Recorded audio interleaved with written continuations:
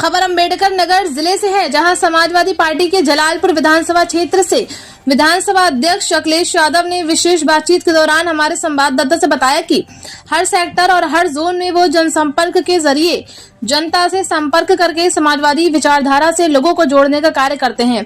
जिले के सांसद लालजी वर्मा और वरिष्ठ सपा नेताओं का उन्हें सहयोग मिलता है। आगामी 2027 के चुनाव में समाजवादी पार्टी के प्रत्याशी को प्रचंड बहुमत से जितवाने का काम करेंगे। देखिए विशेष रिपोर्ट में विस्तार से पूरी बातचीत। अखिलेश यादव ने क्या कुछ कहा।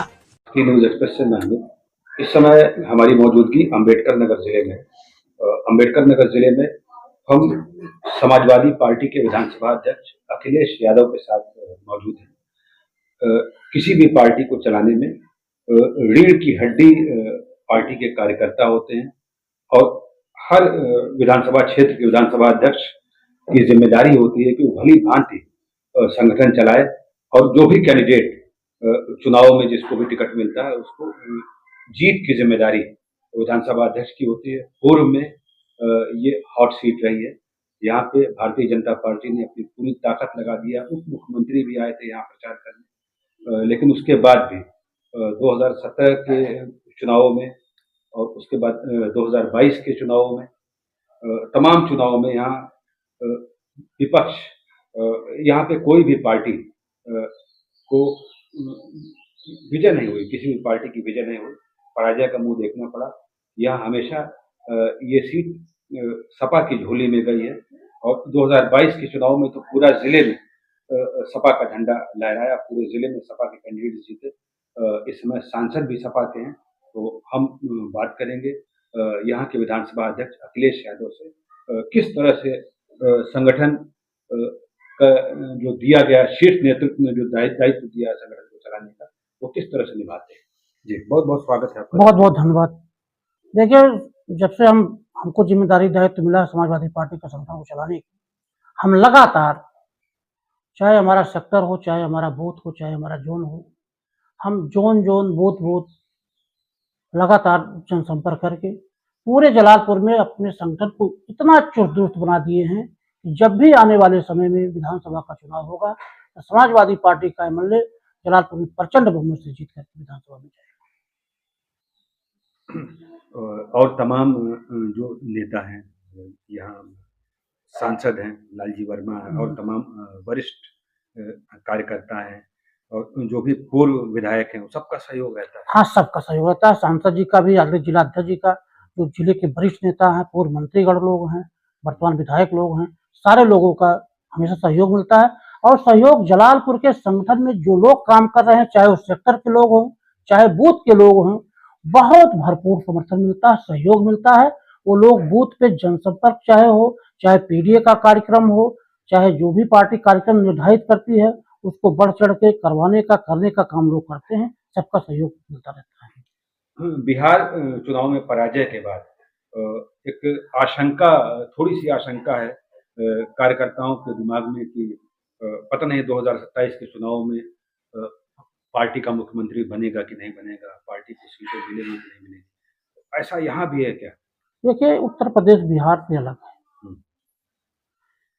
उत्तर प्रदेश काफी पढ़ा लिखी जगह है, शिक्षित जगह है, और बिहार के चुनाव में पार्लियामेंट में भी पराजय हुई थी, लेकिन लोकसभा का चुनाव जब हुआ था देश के अंदर, तो भारतीय जनता पार्टी को जो पूरे देश में सबसे करारी हार मिली थी उत्तर प्रदेश में, राष्ट्रीय अध्यक्ष जी ने हराया था, पीडीए ने हराया था, तो उसका प्रभाव पूरी तरीके से अभी है।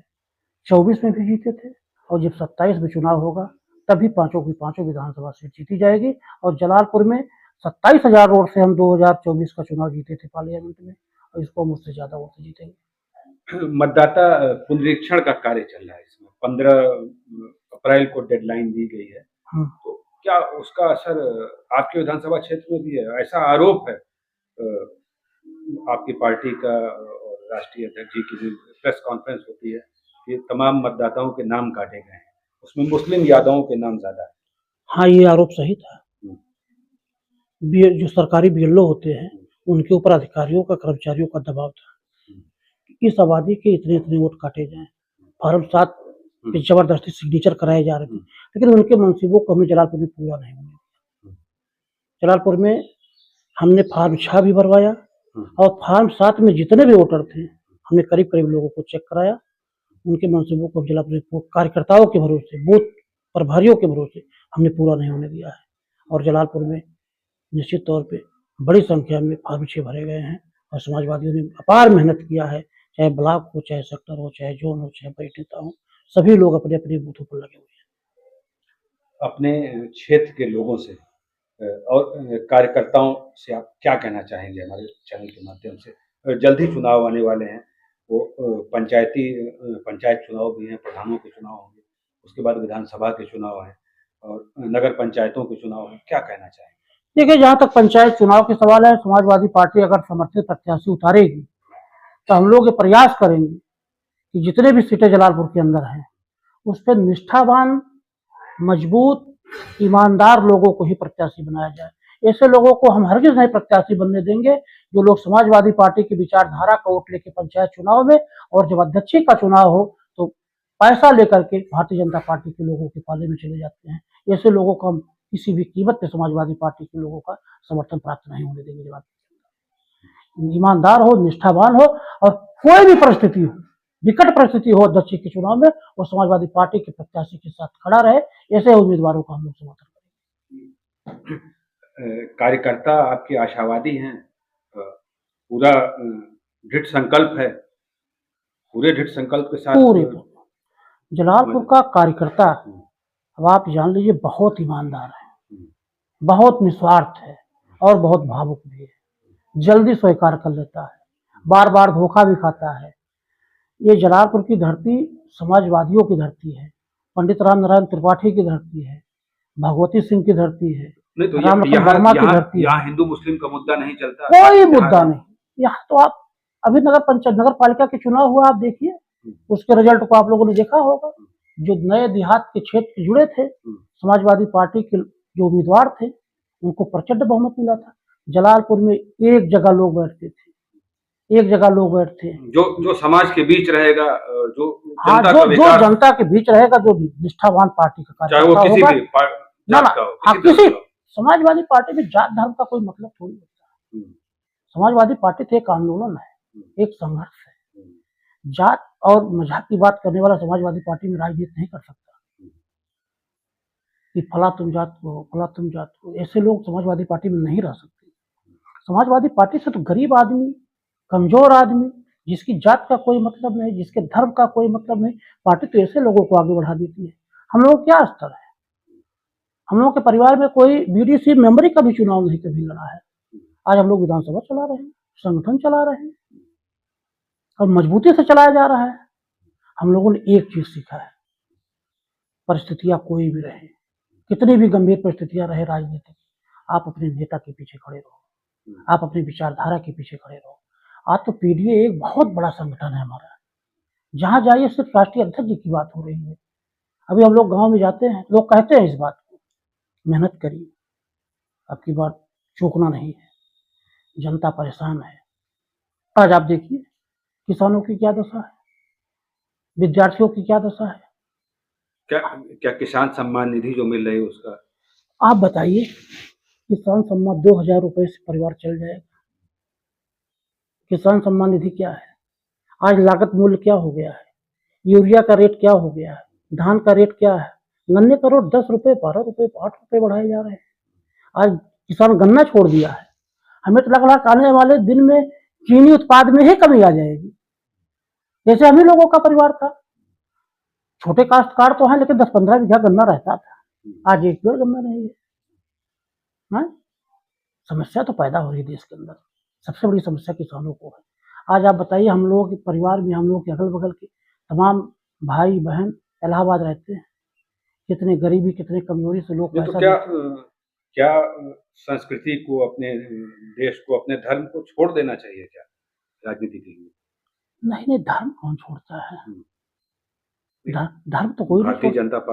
भारतीय जनता पार्टी उन्माद पैदा करती है, धर्म में उन्माद का स्थान नहीं है, कोई स्थान नहीं। भाई धर्म तो हम भी तो कृष्ण को मानते हैं, भगवान शंकर को मानते हैं, राम को भी मानते हैं। अब इसका मतलब थोड़ी हम धर्म को नहीं मानते हैं, हम इनके कर्मकांड को नहीं मानते, इनके झूठ और फारेब को नहीं मानते। हम लोग भी हमारे यहाँ भी तो पूजा पाठ होता है, नहीं होता? अगर हम मुसलमान के घर बैठ गए तो हम हिंदू नहीं रह गए? हमारे संपर्क में मुसलमान आ गए तो हिंदू नहीं रह गए? ये तो देश गंगा जमुनी तहजीब का देश है।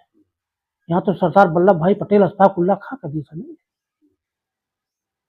ये आरएसएस के सहारे देश नहीं चलेगा।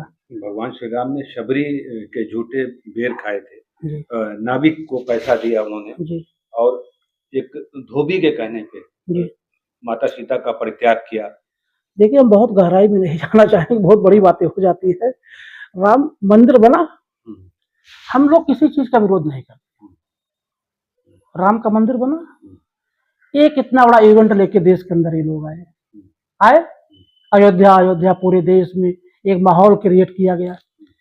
आपको शायद पता होगा कि भगवान राम जिस जिस रास्ते से गए थे वनगमन, कहीं भारतीय जनता पार्टी जीती? नहीं, वो तो हार गई। इलाहाबाद हार गई, चित्रकूट हार गई, सुल्तानपुर हार गई, बादा हार गई। जहां जहां से भगवान राम के पैर पड़े, भारतीय जनता पार्टी सबसे हार गई। ये देश धर्म से नहीं चलेगा, ये देश बाबा साहब के संविधान से चलेगा, लिखा पढ़ी से चलेगा। और जब संविधान कमजोर पड़ जाएगा तो देश नहीं चल पाएगा। समाजवादी पार्टी संविधान को मनवाने के लिए चुनाव लड़ने जा रही है अपनी बात, संविधान की रक्षा करने। लोग कहते हैं रिजर्वेशन की, थोड़ी सी हम आपको बात में और जोड़ देना चाहते हैं। लोग कहते हैं आरक्षण की बात, हम इस बात को मानते हैं। आरक्षण ये लोग खत्म नहीं कर रहे हैं।